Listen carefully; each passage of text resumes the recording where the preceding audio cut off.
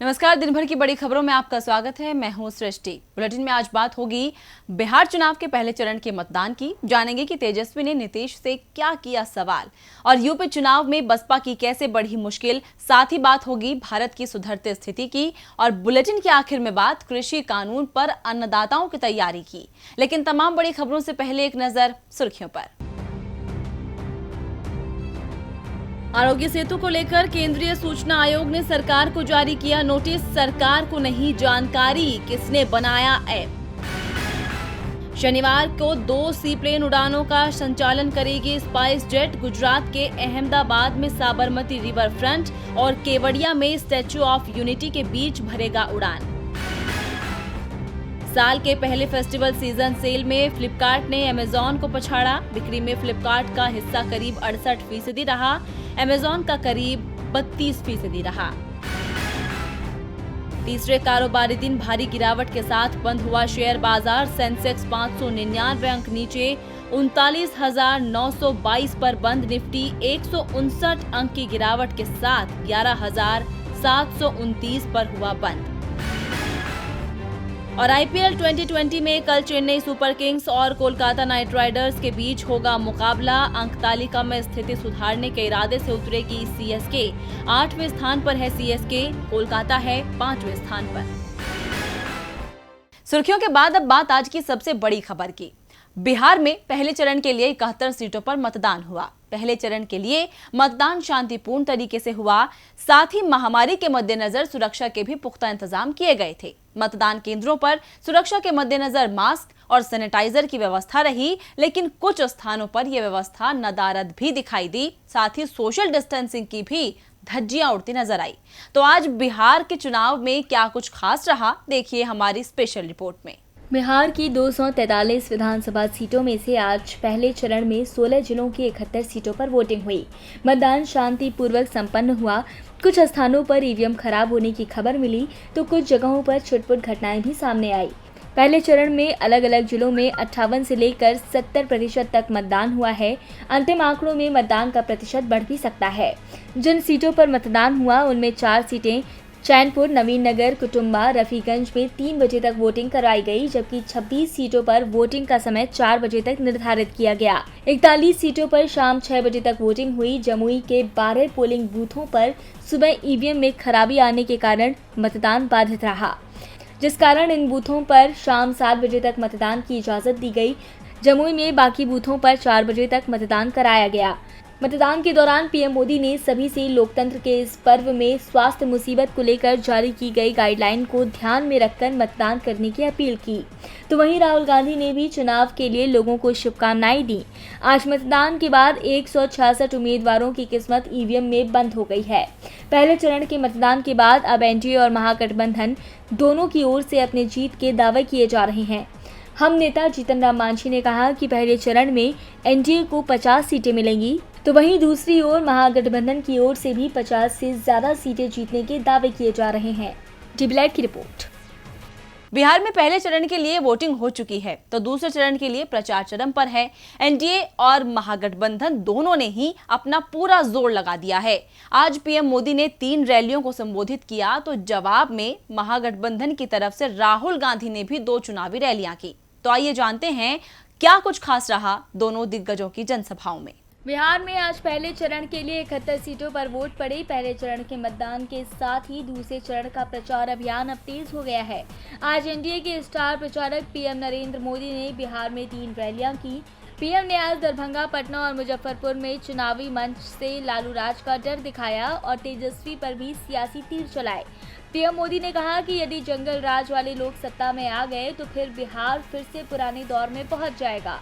जंगल राज के युवराज को हराने का नारा देते हुए पीएम ने जनता से अटकाने, भटकाने और लटकाने से बचने को कहा और साथ ही कई वादे भी किए। वहीं राहुल गांधी ने नीतीश सरकार के साथ ही मोदी सरकार को आड़े हाथों लेते हुए कहा कि पीएम मोदी ने 2014 में वादा किया था कि वो बिहार की चीनी मिलों को चालू कराएंगे और जब अगली बार आएंगे तो यहाँ की मिल में बनी चीनी को चाय में मिलाकर पिएंगे। मैं पूछता हूँ पीएम मोदी आपके साथ चाय पीने आए क्या? वहीं राहुल ने रोजगार के मुद्दे पर भी पीएम को घेरा और अन्नदाताओं की नाराजगी का भी जिक्र किया।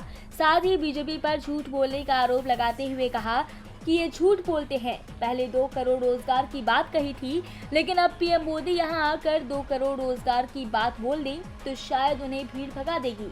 कुल मिलाकर दोनों ही स्टार प्रचारक एक दूसरे पर निशाना साधने में जुटे हुए हैं। अब देखना होगा कि जनता आखिर किसके साथ जाती है।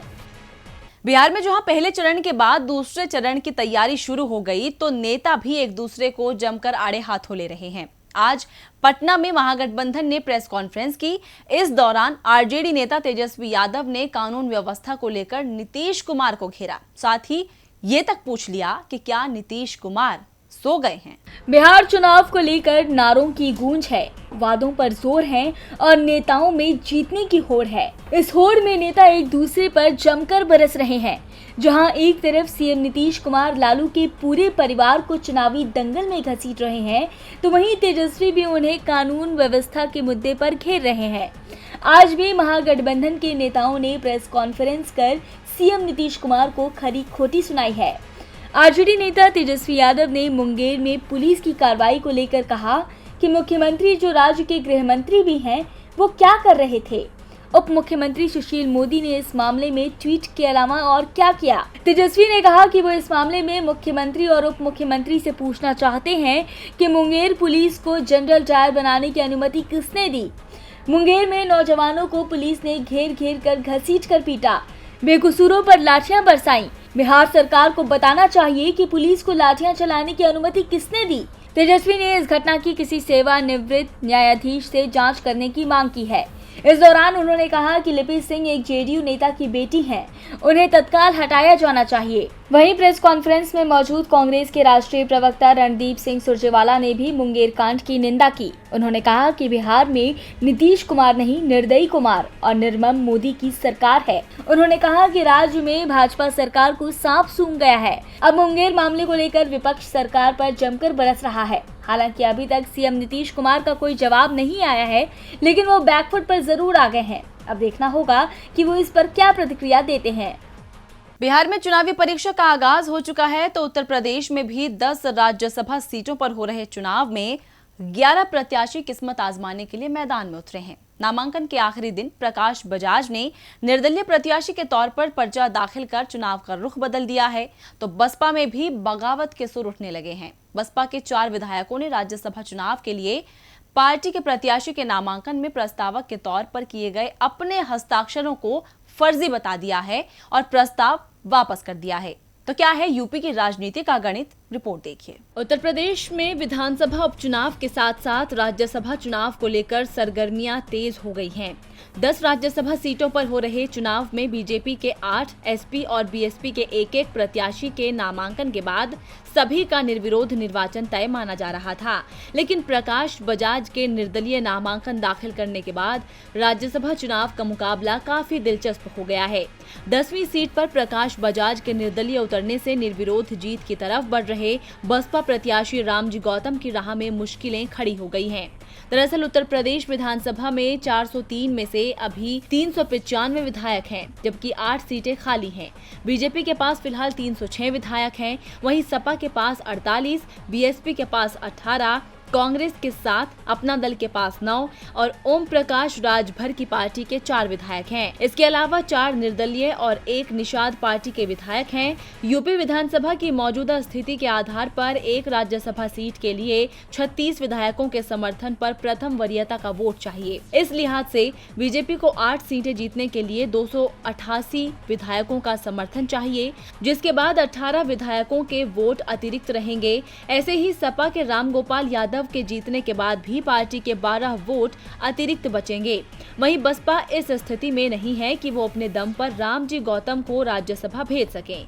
ऐसे में प्रकाश बजाज के निर्दलीय उतरने में 10वीं राज्यसभा सीट के लिए मुकाबला काफी रोचक हो गया है।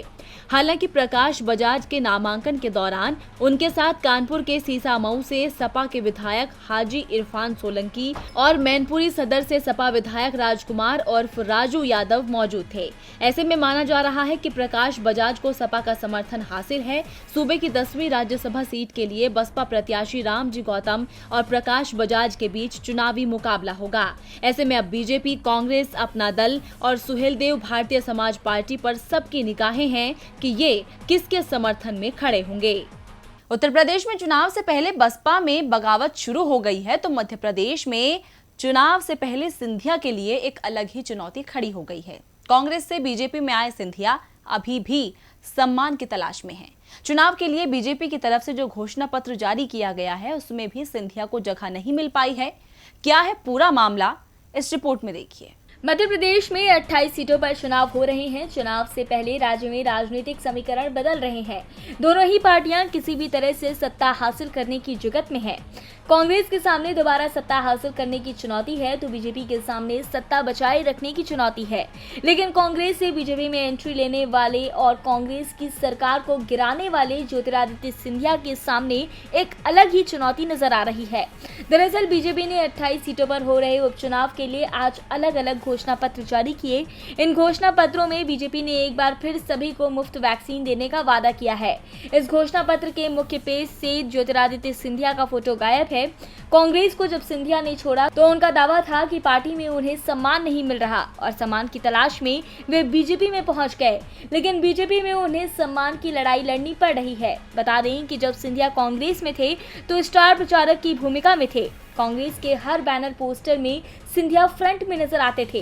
लेकिन अब जब से बीजेपी में एंट्री हुई है तो सिंधिया को लगातार किनारे पर रखा जा रहा है।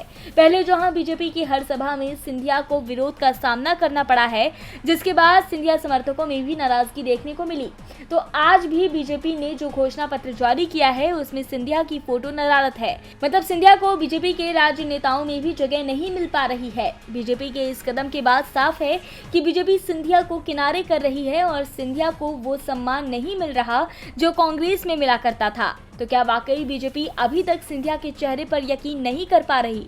अब सिंधिया को सम्मान की लड़ाई में राहत मिलेगी या नहीं, ये तो बीजेपी तय करेगी, लेकिन भारत के लिए जरूर राहत की खबर है। दरअसल स्वास्थ्य मुसीबत की वजह से देश की अर्थव्यवस्था ठीक नहीं चल रही है, लेकिन इसके बावजूद विदेशी निवेशकों का भारत पर भरोसा बना हुआ है। इसका खुलासा किया है अंकटाड ने। ये रिपोर्ट देखिए। स्वास्थ्य मुसीबत के दौर में पूरी दुनिया की अर्थव्यवस्था हिल गई है। हर देश के जीडीपी को जबरदस्त नुकसान हुआ है। दुनिया भर में पहली छमाही के दौरान एफडीआई में गिरावट आई है, लेकिन अभी भी विदेशी निवेशकों का भारत पर विश्वास बना हुआ है। भारत में इस दौरान प्रत्यक्ष विदेशी निवेश में इजाफा हुआ है। दुनिया भर में एफडीआई में 49% की कमी आई है, लेकिन इस दौरान भारत की डिजिटल इकोनॉमी में 2019 की पहली तिमाही की तुलना में विलय और अधिग्रहण सौदे में एफडीआई बढ़ा है। अंकटाड की रिपोर्ट में कहा गया है कि भारत की तरह दूसरी विकासशील अर्थव्यवस्थाओं में विदेशी निवेश बढ़ेगा। इससे पूर्वी एशिया के देशों को स्वास्थ्य मुसीबत से पैदा आर्थिक मंदी से रिकवर करने में आसानी होगी। उनकी रिकवरी जल्दी होगी। हालांकि भारत में अप्रैल-अगस्त 2020 के दौरान एफडीआई बढ़कर 35.37 अरब डॉलर तक पहुंच गया। ये एक वित्त वर्ष में पिछले साल 5 महीने का सर्वोच्च स्तर है। अंकटाड की रिपोर्ट के अनुसार भारत की डिजिटल इकोनॉमी का निवेश बढ़ना लगातार जारी है। ग्लोबल विलय और अधिग्रहण की वजह से डिजिटल इकोनॉमी में काफी निवेश हो रहे हैं। इंफ्रास्ट्रक्चर और एनर्जी सेक्टर में विदेशी कंपनियों के सौदे हुए हैं। ऐसे में साफ है कि भारत पर अभी भी विदेशी निवेशक भरोसा करते हैं और निवेश भी कर रहे हैं।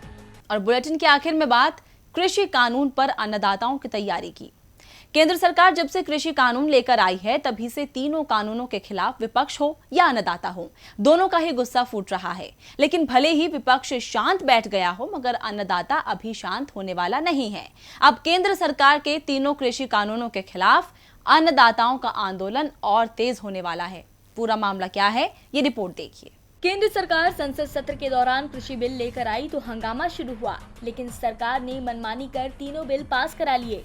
इसके बाद मामला तूल पकड़ता गया और अन्नदाता के साथ विपक्ष भी इन बिलों का विरोध करने लगा। सरकार फिर भी अपने रुख पर कायम रही और तीनों बिलों को कानूनी अमली जामा पहना दिया। इसके बाद से लगातार अन्नदाताओं का गुस्सा फूट रहा है और विजयदशमी पर अन्नदाताओं का यह गुस्सा भी दिखाई दिया। जहां रावण की जगह पीएम के पुतले बनाए गए, तो वहीं अब ऑल इंडिया किसान संघर्ष कोऑर्डिनेशन कमेटी की बैठक भी हुई, जिसमें यह फैसला लिया गया कि संसद द्वारा पारित तीनों कृषि कानूनों के खिलाफ 5 नवंबर को देश भर में अन्नदाता चक्का जाम करेंगे। 26 और 27 नवंबर को देश भर के किसान दिल्ली चलो अभियान के तहत इकट्ठा होंगे। केवल कृषि कानून के खिलाफ ये आंदोलन नहीं होगा, बल्कि बिजली बिल और पंजाब में मालगाड़ी की आवाजाही को रोककर उसका ठीकरा किसानों पर फोड़ने के खिलाफ भी आंदोलन होगा। राष्ट्रीय किसान मजदूर संगठन के संयोजक वीएम सिंह का सरकार पर आरोप है कि सरकार बिजली कानूनों में बदलाव कर 5 सितारा होटलों में उठने वाले प्रति यूनिट बिजली बिल के समान किसानों से भी बिल वसूलना चाहती है। बता दें कि जब पंजाब के किसानों ने कृषि कानून के विरोध में रेलवे ट्रैक जाम किया तो सरकार ने उसके बाद से राज्य में मालगाड़ी की आवाजाही पर रोक लगा रखी है। इसी को लेकर अब पंजाब के किसानों का गुस्सा और ज्यादा भड़क गया है। उनका कहना है कि पंजाब में मालगाड़ी के आने जाने पर रोक लगाकर केंद्र सरकार ने पंजाब की जनता को सजा देने का काम किया है, क्योंकि इससे पंजाब की जनता को यूरिया और डीजल नहीं मिलेगा। पंजाब के किसानों ने ट्रैक खाली कर दिया, 180 गाड़ियां गुजर गईं, लेकिन सरकार ने मालगाड़ी के चलने पर रोक लगाई है। अपने बयान में अन्नदाताओं ने संदेश देने की कोशिश की है कि जो सरकार अपनी जनता को सजा देती है, उस सरकार के अंतिम दिन करीब आ गए हैं। तो फिलहाल दिन भर की बड़ी खबरों में इतना ही। देखते रहिए डीबी लाइव। नमस्कार।